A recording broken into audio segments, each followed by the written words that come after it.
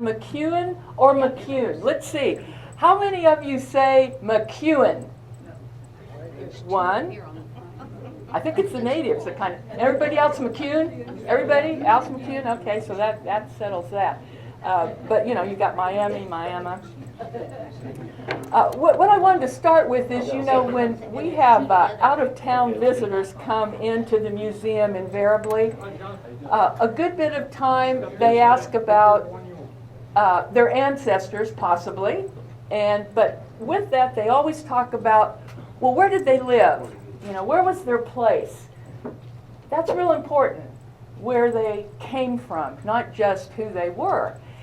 And then even our folks who were born in this area, who might have moved away, and they raised their families and, you know, had their professions out of state or other places and come back here sometimes to retire, they also are very much concerned about place, about being, you know, from this area and how much it means to them. And as I was thinking about that, I was thinking that the perceptions of people who don't live here, but who come here, either who have moved away or come here just fresh, you know, and appreciate this area, is a real treasure, because we get a chance to see how we look from the other side. JT and I, who had worked on a ledger, a story for Miners Memorial years ago, at the end we wanted to talk about some of those people who not only the coal miners who came here with their families to work in the coal fields, but all the other immigrants who came, who were the craftsmen, who started businesses, who worked on farms, who started towns. You know, their strength, their resiliency is all part of who we are and the treasure of what we have here. So today, in honor of that, we have a speaker, Kent Smith. He doesn't live here. He's from Tulsa, Oklahoma, but he's been very much involved, especially with the McCune Osage Township Library and Museum. And he has been connected with the community.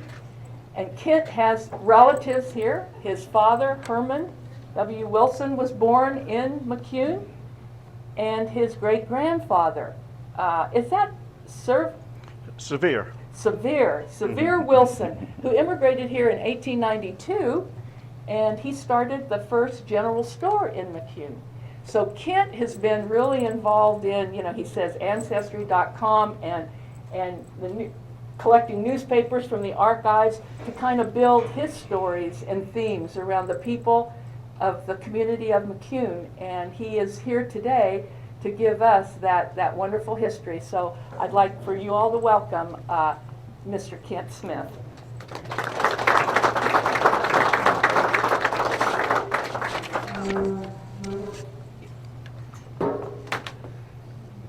I'll get it.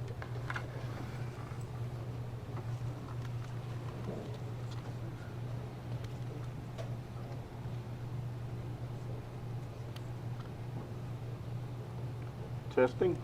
Hello?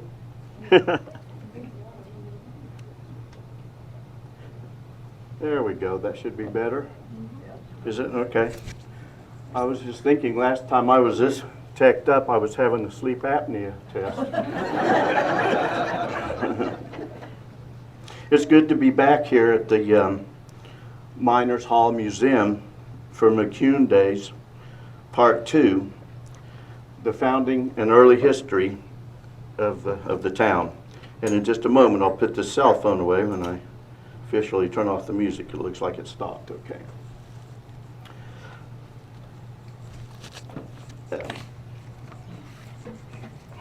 As I say, it's good to be back here.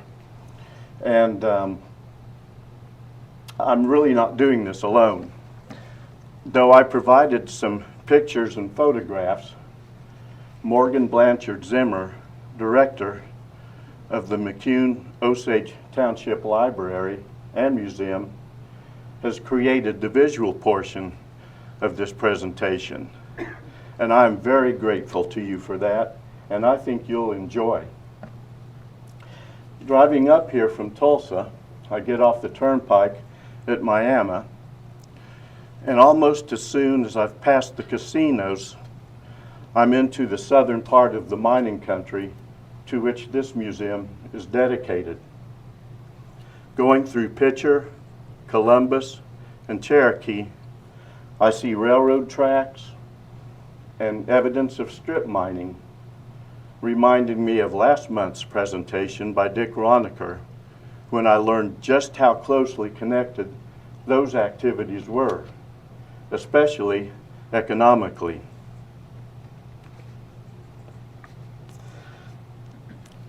Driving north out of Cherokee, I was surrounded by farmland that has supported farming families for generations. Mining and farming, seemingly two separate worlds, but maybe not so much. I can think of at least two things they have in common. First, they are both occupations through which families are supported by the efforts of their labor and the providence of God, the land and the minerals in and under the land. And secondly, these families seek community. Churches, schools, social clubs, and commerce, such as merchants, doctors, bankers, harness makers, dressmakers, blacksmiths, milliners, and, oh yes, libraries and museums. There's no doubt in my mind that a lot of you, like me, have roots in southeast Kansas going back to the days of the settlers. A town's history is also the history of its families. During the next part of this presentation, you'll hear a lot of family names. Might be yours, your in-laws, or maybe just family names you've heard in the stories of your elders. Just a quick drink here.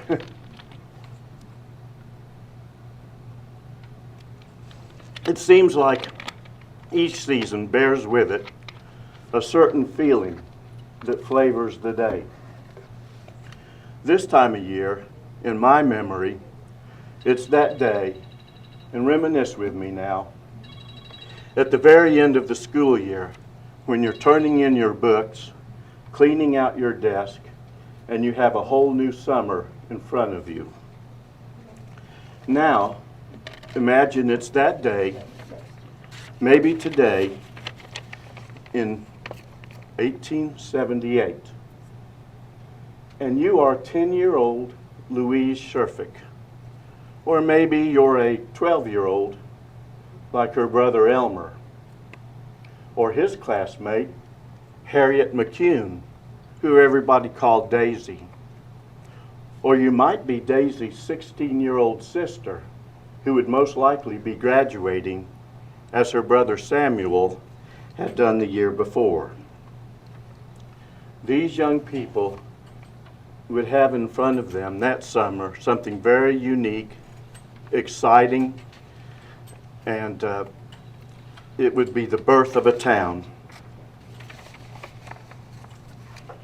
Our town is born, and now we meandered up and down Hill, Adams, Bennett, Green, and Hamilton streets, and look over the lots which are fast being taken. Soon that beautiful farm on the hill will be covered with houses. The streets are laid out broad, and the lots are well arranged. The plat is decidedly the best arranged of any we have seen, and Mr. Van Sant surely deserves praise for the pains he has taken to have the place well calculated for business and convenience. It had been a wet May that year in 1878. There had been severe thunderstorms on May 17th, and the next day, May 22nd, parts of southeast Kansas would get 3.5 inches of rain, causing the Neosho River to leave its banks on the 23rd.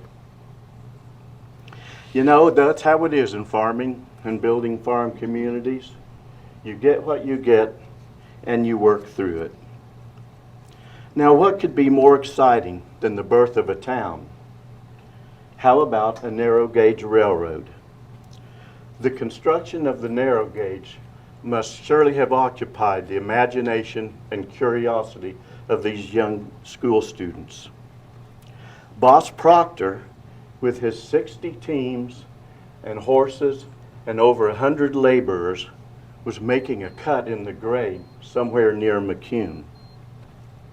All those tents, horses, wagons, and workers created a little town of its own just south of where the iron rails and wooden ties would pass through McCune.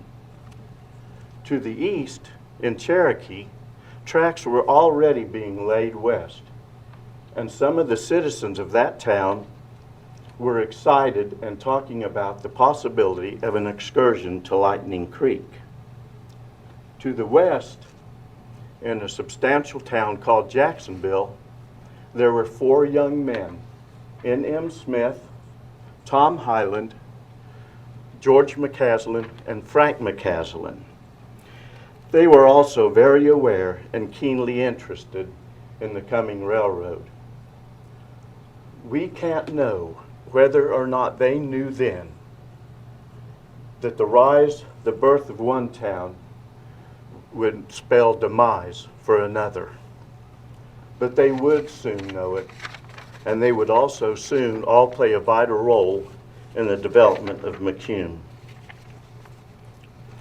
Whenever I come to McCune for a meeting or event, I always stop first at the cemetery and pause for a moment at either the Smith or Wilson family plot to center and reflect, hoping, I guess, through some kind of magical osmosis to obtain some boost of courage, wisdom, or common sense to not say anything stupid or do something embarrassing among the inhabitants of the town that they helped build. Well, guess what? It doesn't work. Here's what happened. As I was just a few yards from our family's plot, there was a small, slightly overgrown 8x16 marker that very clearly reads I.V. McCune. When I first noticed it, I thought, wow, our family is right next to the founding family. But I also thought that the founding family deserved something much grander. And I made several comments about it to people around McCune in different places. Well, in preparation for today, I discovered there are 2 Isaac McCunes. 2 McCunes. Isaac Van Buren, our cemetery neighbor, and Isaac Uncle Ike McCune, who owned the farm on the hill, part of which would be transformed into the community of our attention today. And I might add at this time that in all the newspapers, all the stories I read about the founder of the town, they always call him Uncle Ike or Uncle Isaac. And I wonder if that was because, I wonder if the people did that purposely at the time so he wouldn't be confused with IV. And by the way, Uncle Ike's family does have a grander plot with suitable and appropriate grandeur. We'll be talking more about both of these McCune families because both played an important role in the development of the town. Let's take a little closer look at both of these families. We've already met Daisy, Margaret, and Samuel McCune, the young children of Uncle Ike and Margaret Law McCune. They had 2 big sisters, Alice and Elida, and an older brother, Frank. The family moved to Crawford County on March 3, 1870, onto the 240 acres that they had bought the year before from Leroy Acres. I.V. McCune and his wife Elizabeth Hill McCune actually lived 2 miles northeast of town. They had a daughter named Emma, who was 20 years old during the summer of '78, and another daughter named Ella Laura, who was only 4. Let me also introduce you to Jacob Z. and Millie Sherfick, the parents of Louise and Elmer Sherfick, the school children we met just a moment ago. They also had 2 older sons named Farcillian Melville and George. As we shall see, the Sherficks played a vital role in McCune history, but they were a rather nomadic bunch. All of them had moved to Colorado by 1890. As I said, that's a brief introduction, but it'll do for now. I promise you, we're going to hear more about these families when we return to events of the summer of '78. It was expected that the narrow gauge would be completed from Cherokee to Parsons by July 1st. But the heavy rains of May caused the Neosho River to leave its banks on May 23rd, washing away that timeline, and also railroad ties and timbers that were placed along its banks for the construction of the trestle. But the weather didn't affect the arrival of the rails to McCune. The rails reached Monmouth on the 31st of May and finally got to McCune on June 7th. The first printed evidence I've found verifying passenger traffic to McCune was one referring to the July 4th grand celebration in McCune. I think that's kind of a neat visual, isn't it? I love that. The people must have liked to got out of Pittsburgh or Parsons or wherever and gone to somewhere unique for the 4th. Once the river receded, the construction crew must have really hustled, because by July 12th, the trains were running through from Cherokee to Parsons. So, it's mid-July 1878. The kiddos are out of school. We have a town that's been born, and we have a railroad. But a town needs buildings. Before the town was born, there was a one-room schoolhouse taught by a lady named Mary Ball. And there was also a post office known as Time, and it was kept by a fellow named W. Welch. When the town was born, it was moved south into the city and renamed McCune. According to a booklet called Souvenir of McCune, Jacob and Elizabeth Sherfick built the first new building in McCune, a hotel named the Western House. The 1880 census lists the Sherfick family in McCune, and under occupation for Jacob, it has hotel keeper. That hotel had to have been constructed sometime in the latter part of July or August or even very early September, because the same souvenir booklet also says that the second building in McCune that was built by I.V. McCune, our cemetery neighbor, went up in the fall right after the town had been platted in May. Now, I.V. was a farmer, not a merchant. So again, according to that record, he leased that building to a fellow named S.A. Rogers for his groceries, provisions, and confections. Now we're up to 4 families, 2 McCunes, Sherficks, and the Rogers. So Rogers then must have been the first merchant in McCune, and they were also first, he was also first in something else. He and his wife, it is said, had the first child, a daughter named Lotta, born in McCune. The town continued to grow, and Uncle Ike's son, Frank, would play a key role. He was McCune's first postmaster, station master. He sold lots, and according to the paper, he was a first-class builder. So he could sell you the lot and build the home. I wonder if he babysat too. I don't know. Newspapers at that time featured correspondence articles where writers from smaller communities would write and submit articles to these papers for publication. For instance, the McCune newspaper, once it got started, would have correspondence articles from Harley, Pea Ridge, Mathewson, different town, Monmouth, different towns. And apparently Frank, with the help of others, did a pretty good job developing the town, at least according to a McCune correspondence article found in the Cherokee Sentinel of December 10th, 1880. We are still alive in these parts, and trade has been quite brisk during the past week.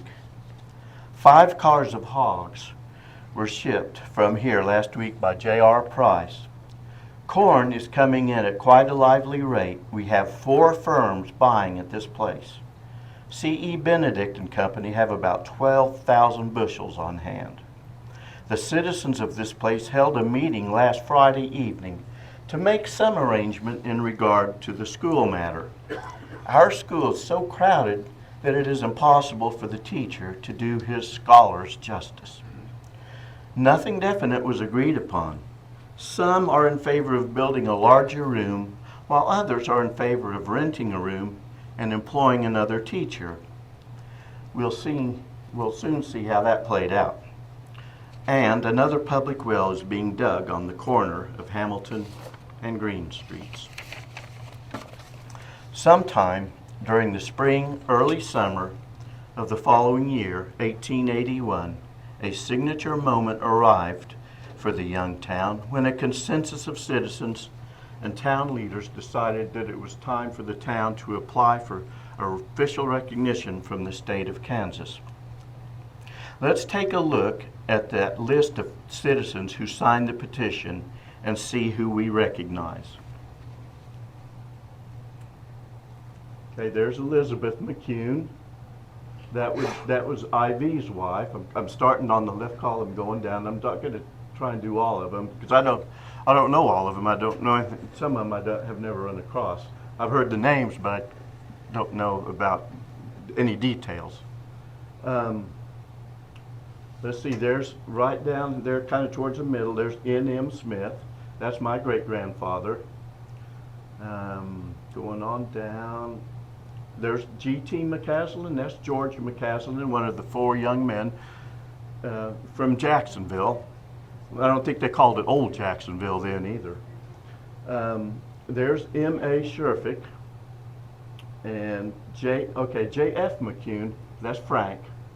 Lottie, I'll be honest with you, I've looked at all the different McCune people. In both McCunes, I can't figure out who Lottie is, so if someone knows, tell me during the break. There's Isaac, up at the top of the next column, Uncle Ike. There's the Rogers that rented Ivy's building. Going on down. Let's see, Charles Crank was a big landowner in the area, and actually the first addition to the town of McCune was on his property. There's Frank McCaslin. Elida West is, that's Uncle Ike's, one of his, I think that's his oldest daughter. There's Alice and Elida, and I'm not sure which is. But going on down, way down at the bottom, almost to the very last, there's our cemetery neighbor, Ivy. The proclamation was accepted by the state, and McCune became official in October of 1881. But official doesn't necessarily mean strong or stable. Winter was coming on, and permanence was not in strong supply. Ask the people of Old Jacksonville.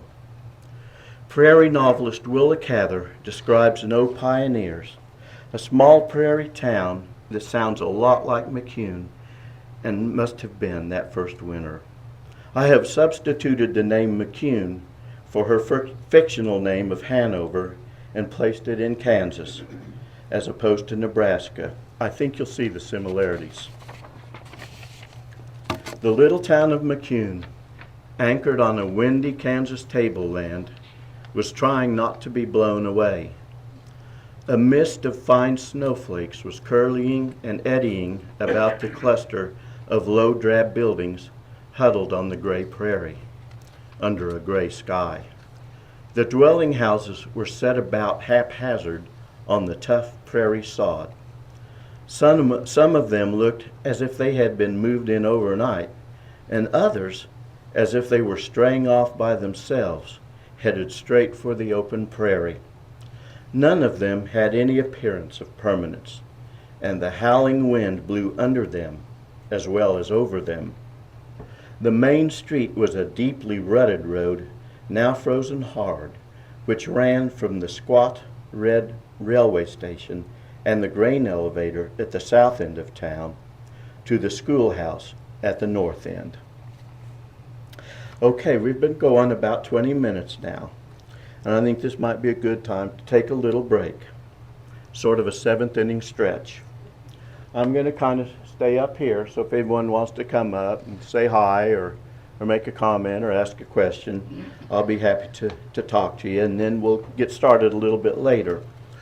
I want to also add that some of you may have noticed, but there is an area that has been dedicated to McCune there, and some of you, I recognize faces from last month that were here. You might check it out again, because Morgan tells me that there were some things added for this week's presentation. So everybody feel welcome to stretch your legs, and we'll get started here in about 10 minutes or so. Thank you.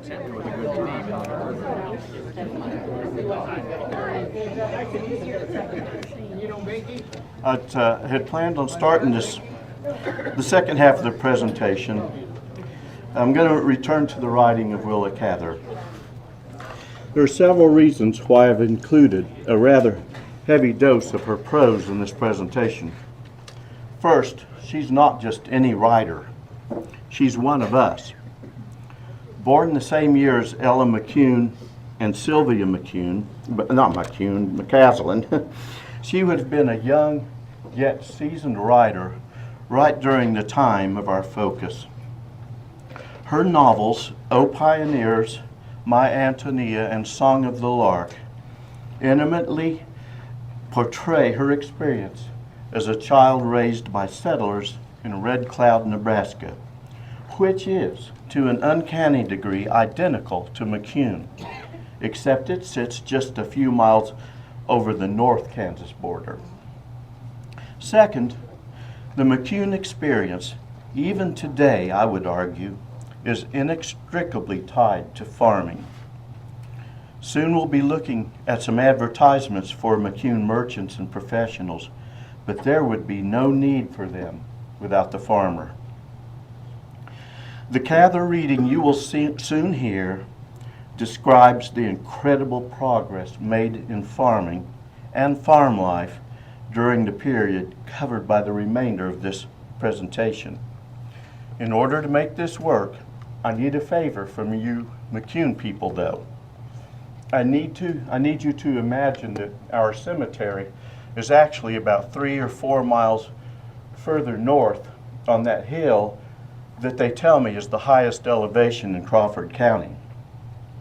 Also, I have substituted my great-great-grandfather's name for that of the novel's character, but these words could represent any family buried in that cemetery, and that's why I'm including it. It's 15 years since William Walker died. His wife now lies beside him, and the white shaft that marks their graves gleams across the wheat fields. Could he rise from beneath it, he would not know the country under which he has been asleep. The shaggy coat of the prairie, which they lifted to make him a bed, has vanished forever. From the McCune graveyard, one looks out over a vast checkerboard marked off in squares of wheat and corn. Light and dark, dark and light. Telephone wires hum along the white roads, which always run at right angles. From the hill, one can count a dozen gaily painted farmhouses. The gilded weather vanes on the big red barns wink at each other across the green and brown and yellow fields. The light steel windmills tremble throughout their frames and tug at their moorings as they vibrate in the wind that often blows from one weekend to the next. The divide is now thickly populated. The rich soil yields heavy harvest. The dry, bracing climate and the smoothness of the land make labor easy for men and beasts. There are few scenes more gratifying than a spring plowing in that country, where the furrows of a single field may last a mile in length, and the brown earth, such a strong, clean smell, and such a power of growth and fertility in it, yields itself eagerly to the plow, rolls away from the shear, not even dimming the brightness of the metal, with a soft, deep sigh of happiness. The wheat cutting sometimes goes on all night as well as all day, and in good seasons there are scarcely men and horses enough to do the harvesting. The grain is so heavy that it bends toward the blade and cuts like velvet. There is something frank, joyous, and young in the open face of the country. You know, we're in this thing together. I may be the one presenting the subject matter, talking the talk, reading the words, but you are the reason this event is happening. You will have had some reaction to Willa's words. Seems like everything I do anymore is followed by a survey, and I find it annoying. But I kind of understand now. I'd like to know how you feel about it, if you enjoyed it, if it meant anything to you, the reading from Willa. I would like to read a little more. No, not Willa. We're going back to the McCune paper, the second issue, dated August 18, 1881, for a story involving Uncle Ike, a bay horse, and a buggy. This story takes us back to where we left off in 1881, and it provides a vision of what the country was like before being transformed into a checkerboard-like vista. Last Saturday morning, at a few hours before 6, pretty early, isn't it? Uncle Isaac McCune drove his buggy to the front of the Standard office and cried out, "All aboard for Gerard." And as a matter of course, a seat in an elegant buggy behind a spanking gray was a temptation too great to be resisted by an editor. And we succumbed. Taking our seat by the side of Uncle Isaac, we were whirled along at a moderate pace over the beautiful but winding road through and around the many magnificent farms which intervened for 20 miles northeast. I'd like to share with you now, for comparison's sake, one of my most exciting finds during my years of poring over the McCune Herald.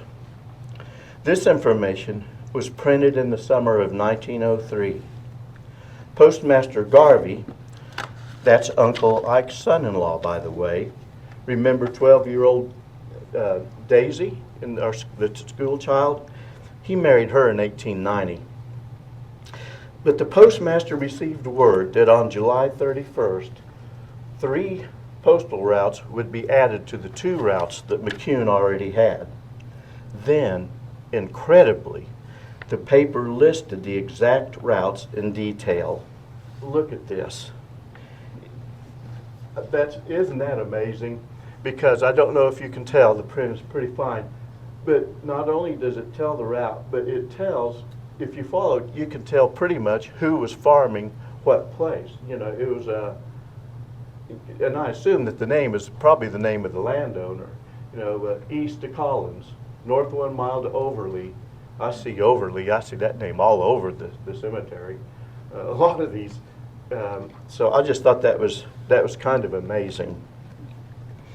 But it also clearly shows how the country had been transformed by that time into 1 mile squares, much like Willa Cather's description.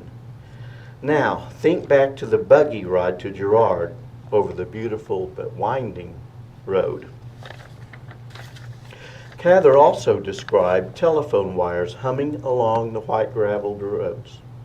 Earlier that same year, 1903, the McCune newspaper announced the arrival of phone service for the town. The entire outfit of the McCune Telephone Company has arrived, except the poles, which are expected soon, and the phones will be ready before long. And now, with the arrival of telephones and electricity just a wink away, we're at the starting point for next week's presentation by Richard Weathers, who's going to be talking about developing technology. So, with the winding road years and the telephone wire years as bookends, let's look at the time in between, see if we can fill in the space with glimpses of what life was like in this agriculturally infused community. By the winter of 1882, there were 3 churches: the Presbyterians, the Methodists, and the Christian church. 2 of them, I'm pretty sure, were already meeting before the town developed. The Uncle Ike's obituary talks about him being one of the founders of the Presbyterian Church, and again, I think it was probably before 1878. And there are records that have been provided to me, thank you, Jason and Stacy, about the Christian church, and I'm pretty sure that it was already in operation before 1878 as well. But Uncle Ike was intimately and one of the founding members of the Presbyterian Church, but he was also helpful to the Christian church. In 1882, I think the date, December 2nd, 1882, he gave the Christian church some land to build their church on. There's another group akin to a church that should be mentioned: the Crawford County Women's Christian Temperance Union. They've already drawn some interest. The prohibition of alcohol consumption in Kansas was the law of the land. But when it comes to this law, the words of Andrew Jackson may be appropriate. They made their law, now let them enforce it. Well, the WCTU intended to do just that in McCune, February 1901. Last Friday afternoon, our little city was thrown into excitement by the report that members of the WCTU intended to raid the joint. I guess everybody just knew it as the joint. I guess in Australia they call them the boozer. Large crowds assembled on the street in the vicinity of the joint to see the fun. At 4:30, a small delegation assembled at the mayor's office, and after a short talk with His Honor, 3 of them, armed with hatchets, entered the front room of the joint, where Mr. Smith persuaded them to give up their hatchets, when he allowed them to inspect his rooms, after which they retired without smashing anything.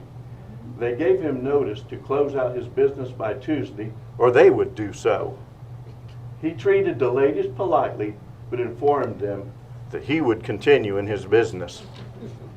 Now that Mr. Smith, I don't know if I'm any kin to him, but if I am, I don't disown him.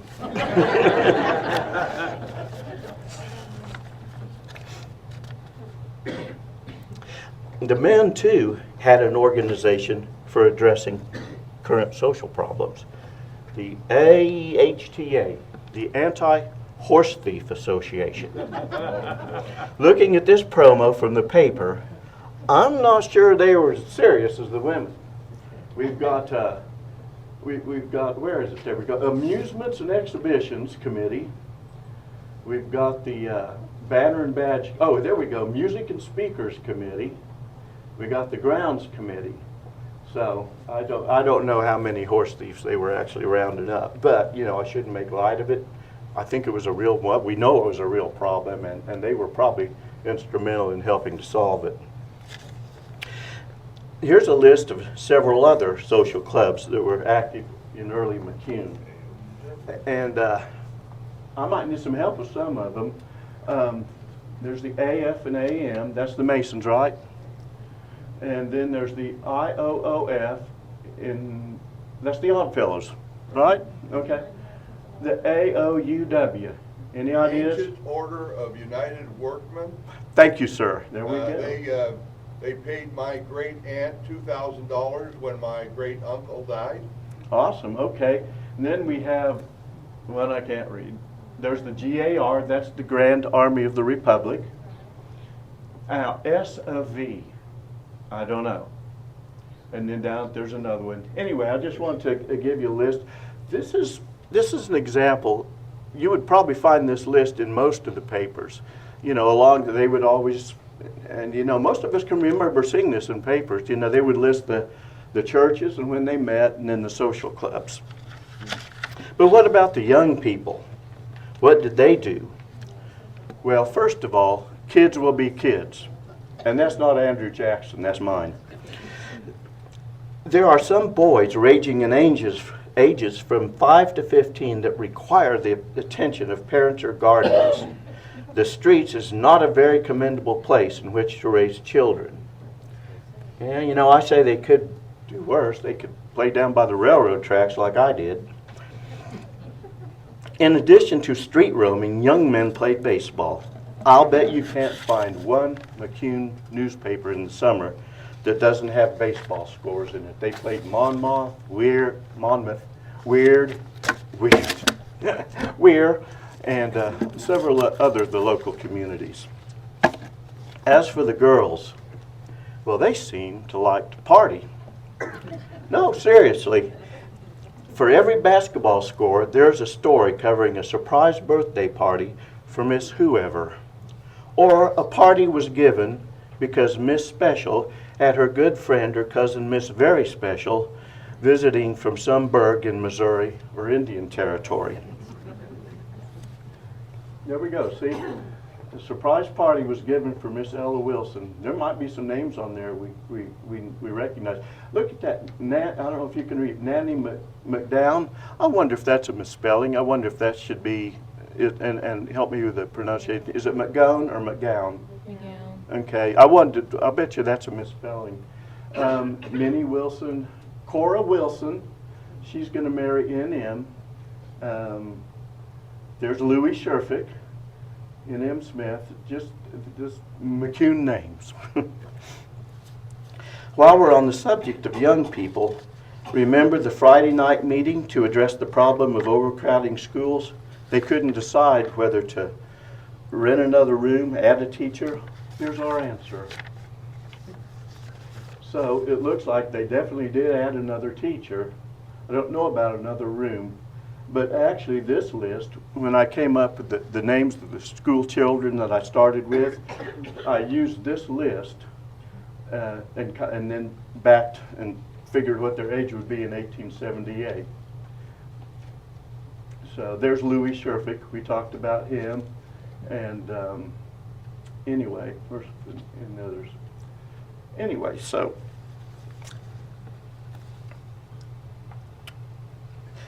not all history is happy and progressive. Before we continue any further, oh wait a minute, I missed a part, I'm sorry. Morgan's looking at me like, don't do this to me. While we're on the subject of young people, it's now 1905, and I guess there must still be a problem with the kids playing in the streets.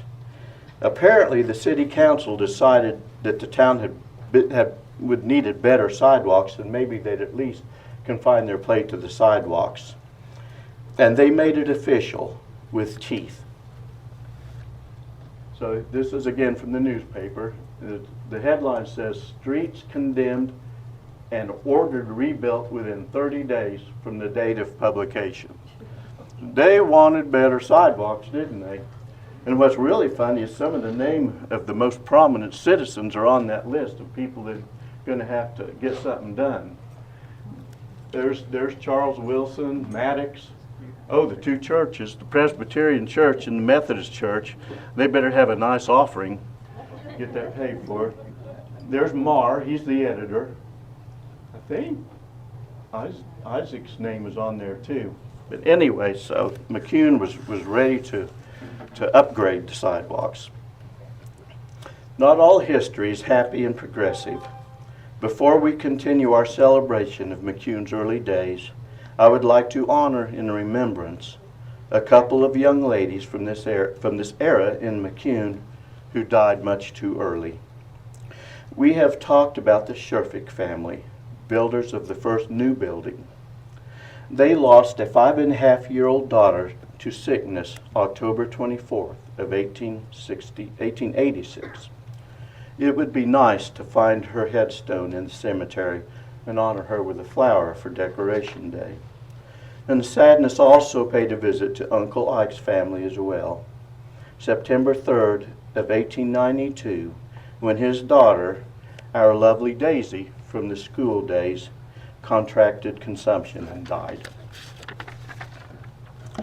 To kind of wind things up, let's look at some of the early merchants, businessmen, and businesswomen of McCune. The McCune newspaper is particularly useful in this regard, and we've prepared a short slideshow of some different ads. But this first ad is for N.M. Smith, my great-grandfather, the settler's son from Jacksonville, who people called Mage. This is the first evidence I've found of his clothing store. It's on the left side. It says N.M. Smith, Fashionable Clother, McCune, Kansas. And what's that paper date? I think it's, I don't have it, but it's 1881, I believe. In May of 1882, Sevier Wilson, with his wife Margaret and their 6 living children, moved to McCune from Deputy, Indiana. I've spent some time tracing the McCune people, the citizens, the early people, and it's amazing how many of them came from Indiana. I don't know if they were advertising land, you know, come to Kansas or come to McCune, but there are a lot of people from Indiana.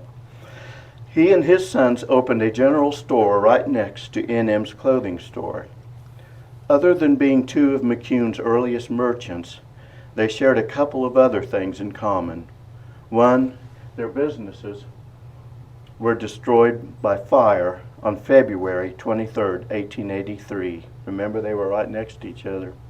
And that fire also took out most of a city block of McCune. And 2, they share a whole bunch of descendants. Sevier's daughter, Cora Bell, my great-grandmother, married N.M. on October 23rd, 1884. As an aside, Cora Bell's brother Frank had a daughter named Katie. And you need to ask next month's presenter, Richard Weathers, about Katie. And he better not say anything bad about his grandmother.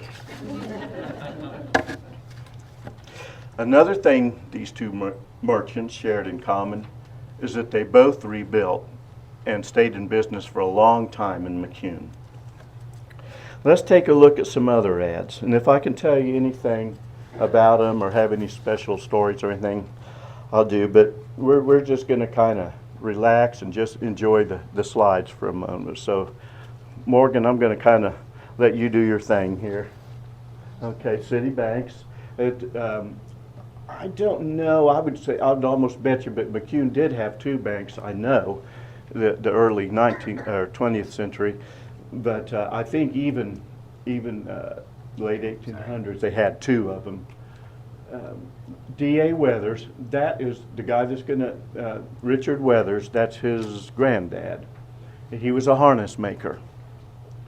And we talked about milliners. There's a millinery store. Mrs. A.T. Calhoun, a milliner.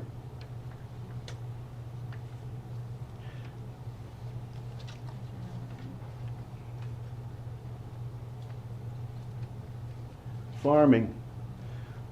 We talked about it earlier. Farming's really starting to come into its own. Still horse-drawn, but there was a lot of implement dealers. Hoods, maybe it came along later because I don't remember seeing any ads for Hoods, but Hoods was one of the big suppliers of farm stuff. And here's, let's see, that's Dice and Perrine, okay? There we go. There are 2 banks. There's the McCune City Bank and the McCune Bank.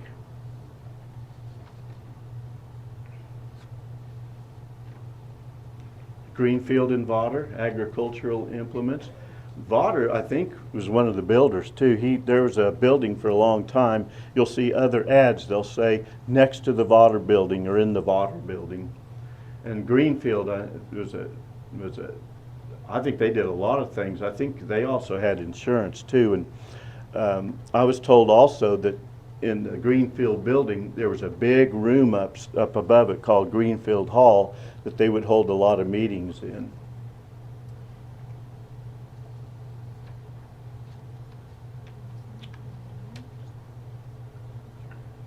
Okay, I want to look at that top one just a second. We talked about McCaslin, George and Frank McCaslin.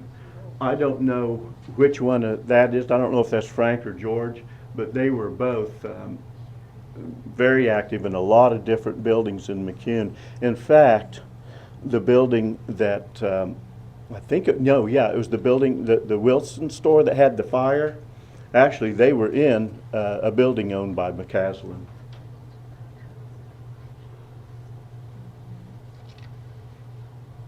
W.E. Gregg, the Greggs had been in the area a long time. They settled, I want to say 4 or 5 miles north of McCune. I want to say maybe 1870s or something like that. But the Greggs were really close with our family. And my Aunt Margaret talks about playing with one of the Gregg children.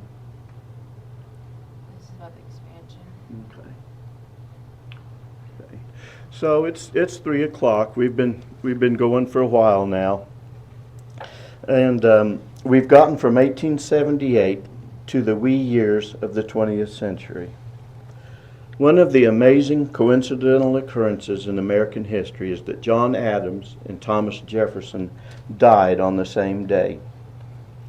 Jacob Sherfick and Uncle Ike McCune didn't die on the same day, but they did die within months of each other in the early part of 1902, bringing closure to the period we have been looking back on today, the founding and early history. I want to thank you for your kind attention, and I will be around for a while to try and answer any questions that you might have or write down the ones that I don't know answers to. We do have refreshments for you after the presentation, and I guess that concludes it. And again, thank you very much.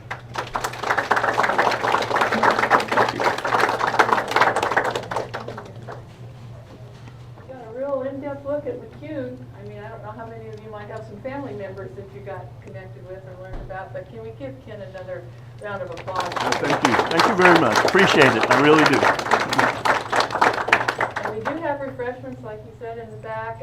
We also have Morgan here, and Dick Roeniker are here. The exhibit is here. If you want to talk to any of these people, they're here for you to visit with. Thank you. And on June the 11th, the impact of McCune on industry will be our next program, last program in this series, and that will be Richard Weathers who will give it. And we hope to see you all there for that. And thank you again.